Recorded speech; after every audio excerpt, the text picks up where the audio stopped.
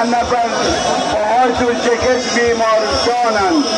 اگر میدونی زینب بین خودتون در راه میره، داره میگه عباس قربونت برم، اینا را همه راه بده، اما یواش آروم باشین، دل زهرا را نشکنین، عشق بندازین، ازاتون آرون آرون بخونین که فاطمه زهرا بهش را بده روز بهشته.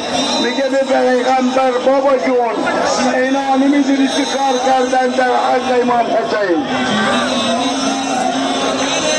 یه خورده صبر کنین، یه خورده وایسین، کمک کنین با خادمای ابوالفضل، عجله نکنین، هول ندین، هول ندین، شعار ندین، شعار ندین، شعار ندین. عطار داره نگاه میکنه، شعار ندین.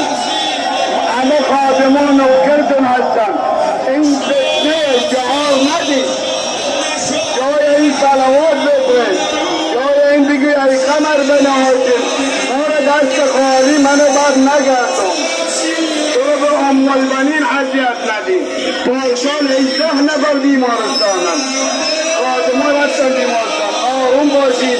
تو به علی ابن موسی رضا دو دقیقه آروم باشید، بذار صحن خالی کنن، عذاب این بزرگ بذار صحن خالی کنن جلوتون.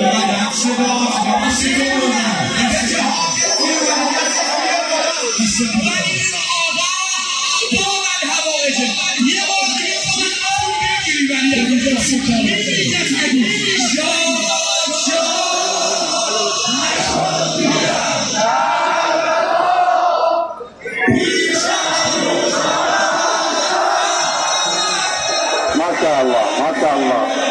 يواش يواش يواش.